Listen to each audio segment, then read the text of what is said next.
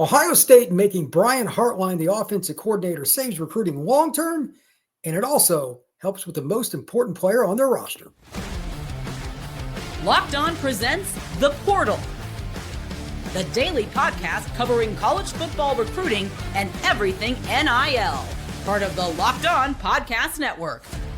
Your team every day. Yes, welcome on into the portal. My name is Brian Smith, longtime college football recruiting analyst and writer. Thank you for making the portal your first listen each and every day. Coming in to talk some recruiting, some NIL, and some transfer portal. Today's show is brought to you by Gametime. Download the Gametime app, create an account, and use code LOCKEDONCollege for $20 off your first purchase. My first take is a really simple one.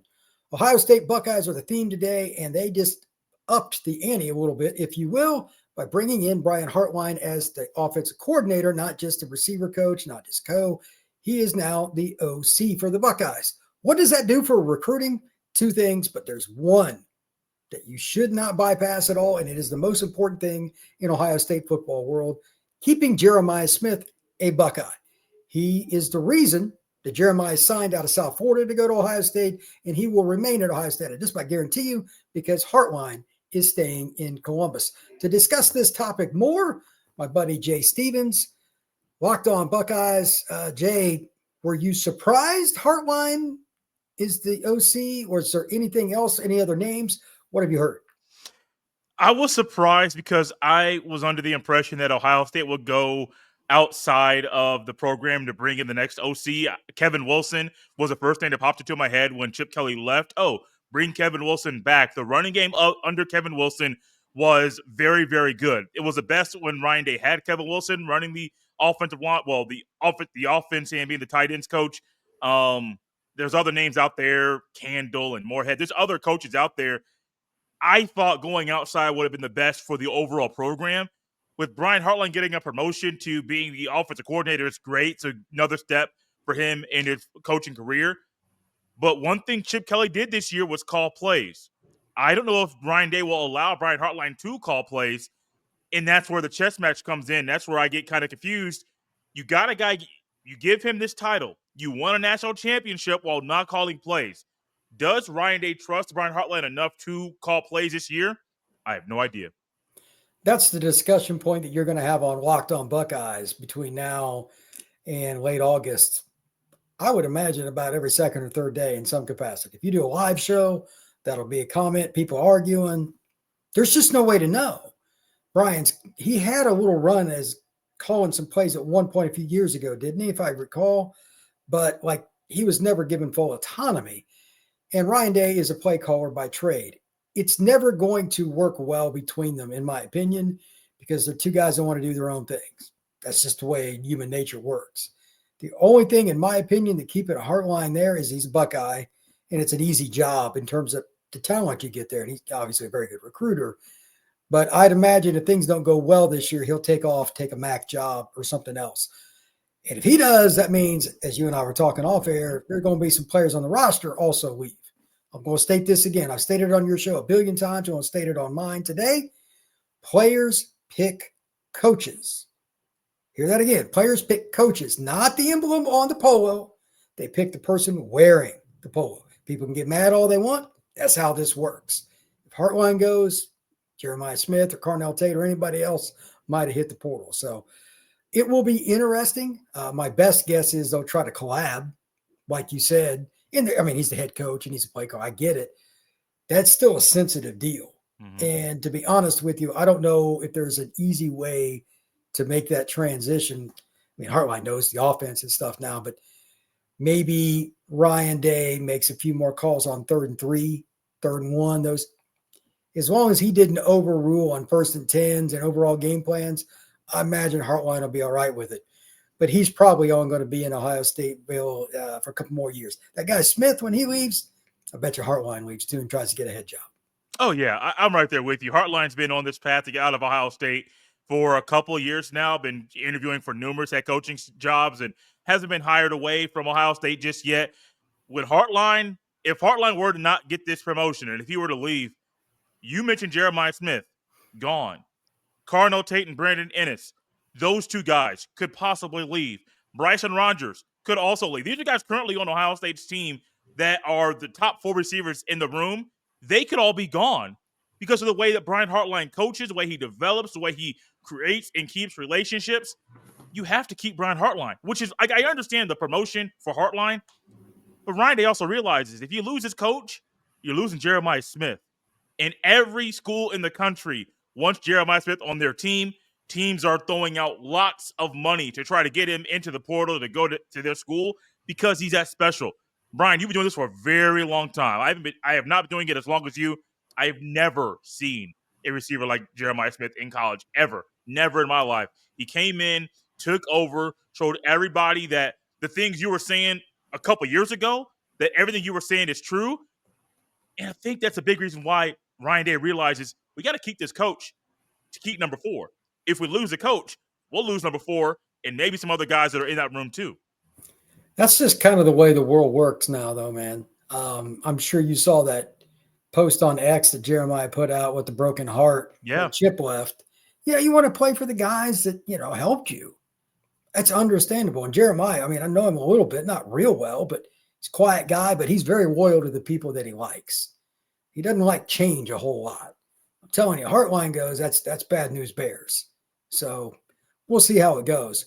When we come back on the portal, we're going to talk about the other new addition. There's an O-line coach to talk about. You're in the search for a defense coordinator. How do those things change? Recruiting, transfer portal, current roster. Ohio State's in a lot of flux right now after winning the national title. That is next here on the portal. Looking for tickets to your next big event, whether it's a concert, comedy show, football game, basketball game, or anything else, finding the right ticket at the right price is never that easy. Gametime Picks is an easy way for you to do it, though, so let me tell you how it works. With Gametime Picks, the app does all the hard work for you. I've been using Gametime Picks for a while now. You go into the app, you click on Gametime Picks, and it filters down the different options for you very quickly to save you time and money. Also, with the seat view feature, this is what I personally like the best about Gametime. You've got an advantage because once you click on your seat, you can see the venue right from your phone or your tablet. No guessing. Here's the view right to the stage, the pitcher's mound, the 50-yard line, whatever it may be. And the best part yet, you're covered with Gametime's lowest price guarantee. If you find a better deal somewhere else, they refund 110% of the difference. Ready to make your next event better? Download Gametime app, create an account, and use code LOCKEDONCollege for $20 off your first purchase. Terms apply. Again, that's code LOCKEDONCollege for $20 off. Download Gametime today. Last-minute tickets, lowest price, guaranteed. All right, Mr. Jay Stevens. I don't know a ton about Tyler Bowen as a recruiter, but he did, as I told you before the show, he worked for James Franklin at Penn State. And I guarantee you, just the one thing about Franklin I know is he gets after it on the trail. If you're lazy, you gone. He don't play around. He goes to be the OC over at Virginia Tech. He's coming out to be the O-line coach for the Buckeyes. Thoughts early on, anything you know about him? I'm just beginning my research. Like it came out, here real recent. Anything you want to add to him and why he should be a known commodity for Buckeyes fans? I think Ryan Day made a hire, and your talk about his recruiting at Penn State and that being a very important with him is a reason why Ryan Day was lured to him and to pull him in, because Justin Fry, as good of a job as he did this year working with the 8th and 9th guy, he wasn't the best recruiter. Brian, I've lost track of how many shows we've done together talking about the lack of O-line recruiting, how it's bad, how you can't win big game. We were talking about like you can't win this way, and they won with what he was doing. And I'm thinking, maybe we're wrong. I don't know, but he wasn't getting the job done. And that was a big knock on him and why I thought he was going to be away from Ohio State at the end of the year, but he took a job for the NFL. Good for him. Better for him and his family, spending more time with his family in Arizona. Also beautiful weather, like other things that go along with that. But no, Tyler Bowen is one. The recruiting aspect is good. He also worked for Urban Meyer in Jacksonville. And you talk about Jeremiah Smith being loyal. Ryan Day is too. And Ryan Day spent a lot of time talking to Urban Meyer over the past couple of years, trying to figure out this coaching thing and learn tricks of the trade. And something tells me that Ryan Day and Urban Meyer had phone calls about this guy, knowing that, hey, we know you used to work with him. What was he like? You don't recruit in the NFL. But I wonder if that Urban Meyer Ryan Day connection from way back when Ryan Day first got to Ohio State helped get Tyler Bowen to Columbus right now. You know what? It could be a part of it. Having connections. Maybe Urban had something to do with the phone call and saying, hey, you should at least think about this. I don't know. Urban's a very influential guy, one of the best speakers I've ever been around or known. That's an interesting backdrop, though, because Ohio State, that's not for everybody. No. As you know, the fan base there, I say it all the time, it's the most lunatic fan base in college football. It's not even close, in my opinion. You're all nuts. But if you want it, there's a lot of reward there. And coaching an O-line at Ohio State would be fun. Because, I mean, you're going to get some players just automatically, just locally. You're going to get one guy a year, it's a stud in state, just walking in the door. So that part, even Fry could do that. But now I would assume, even if they just have a small uptick, just a small one with O-line recruiting, Ohio State should be in a lot better spot. Because that's all they, that's the only thing they really, was there anything else you can think of over the last 4 years? Oh, we suck at that was it. Mm-hmm. So no, that was it. I'm steadfast that Hartline not only will help retain Jeremiah and Carnell and those guys, he'll do a good job as a recruiter. I've met him. He's a nice guy, easygoing. I can see why he's a good recruiter. They'll be fine there. O-line's a little different, though. Those guys, if the O-line coach is somebody they're not comfortable with, it doesn't matter if it's Ryan Day's a good recruiter. Doesn't matter. Ryan's there, Brian, all those guys, they ain't going to work. So I would assume this is going to be an upgrade at that spot. And that leads me with the last thing. You lose Jim Knowles as a coordinator. Now, we both know X's and O's, he's tremendous. Top 5 in the country at the worst. Maybe the best coordinator in the country. But as a recruiter, he's an older guy. He's probably not relating real well to the guys that want to hang out on TikTok. That being stated, some guys would put up with it because of the position coach, and they knew, hey, Jim's going to help me get to the NFL. What's the rumor and what's going on with D-line, linebacker, DB, any of those guys involved? What's happening with Ohio State's DC spot? The DC spot is still up for grabs right now. My gut tells me by the end of the weekend, Ryan Day will have figured out who's going to lead that side of the ball. The early favorite to me is a guy in-house, Matt Guerreri, who's kind of a Jim Knowles disciple. He knows Jim Knowles' defense. They worked multiple years together before Jim Knowles got to Ohio State. And then 1 year, Jim Knowles' first year in Columbus, Matt Guerreri was like a senior defensive analyst. So he's kind of one of the guys upstairs. And I think Matt Guerreri's a guy that could run the defense by himself. But I think him and Tim Walton, who is a secondary coach, have such a great connection and lead the secondary so well. They'll kind of do a co-DC combination this year between Matt Guerreri and Tim Walton. That's just my gut. There's numerous candidates around the country that could fill that role. I don't know if they can come in and provide the immediate impact on defense that Ohio State needs right now, which is why I think in-house is great. But you're also promoting guys in-house, if that's what they do, that recruit at a high level. One of them, being able to get Caleb Downs is huge. Being able to get Caleb Downs to play the way he did this year, once again, and upping his level of play, is also big. And I think Matt Guerreri, with the way he led the secondary and helping those guys out and changing things on the fly, I think he's done enough to get that promotion in-house. This is different than I was with Hartline. I would have preferred an outside hire for OC. I understand why Hartline got it. I'm comfortable with an in-house hire for the defensive coordinator spot, and I think that's the best thing for recruiting. It's great to go ahead and do it in-house.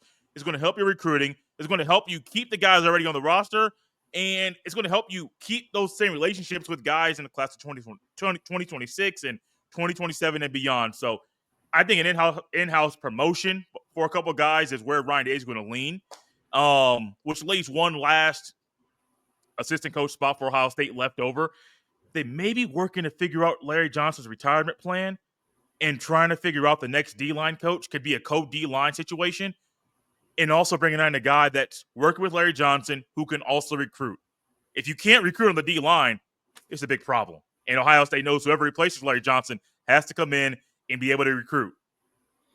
That's a lot to ask. So to summarize, there's a lot of moving parts here. Yes, sorry. I don't mean to go all over the place, but that's a lot going on right now, man. It's just true. I'd rather you give the one-on-one than just give half the answer and people be out in the cold. There's much to be desired yet on figuring it out, I'm sure, because that's complex.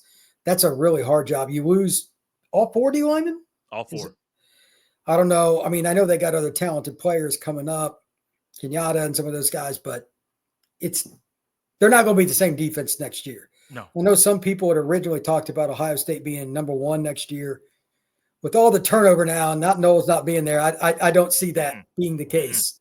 But there is no dominant team. By the end of the year, if they get in the playoff, they could be that team again. But early on, better beat Ohio State in the first 6 games.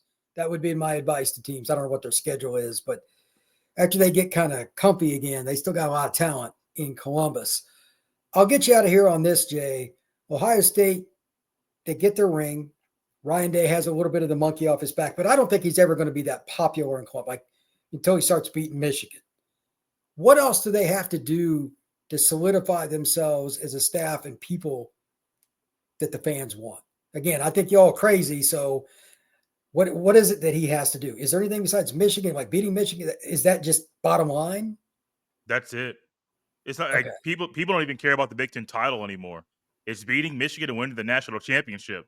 Once Ohio State got into the playoff, people didn't even remember that Ohio State didn't play in the Big Ten championship game. All they remember was that Michigan lost. You got to beat Michigan. The one way for Ryan Day to start to be a top 3 or top 2 coach in Ohio State history, beat Michigan. It is not beat them once and then lose the next 3. Beat them over and over and over again. Stack 3 or 4 or 5 wins in a row. That's when I think the full narrative will change for Ryan Day. If he wins multiple national championships and continues to lose to Michigan, that's a problem. That's a massive problem. He has to beat Michigan. That should be the one goal Ryan Day has this year. I know you open up with Texas, and I don't really care about the outcome of that game. I think Texas is going to win that game. You got to beat Michigan. You have to. You don't want to go in there and lose in Ann Arbor to Sharon Moore again? Absolutely not. Beat Michigan. And I think a lot of Ohio State fans will be more comfortable with Ryan Day being the head coach of the football team. That is a fair statement. I think that comfortable is probably about as far as many are going to get from what I know of it. He is Jay Stevens for Locked On Buckeyes. Jay, tell everybody where you can get your podcast on the Bucks.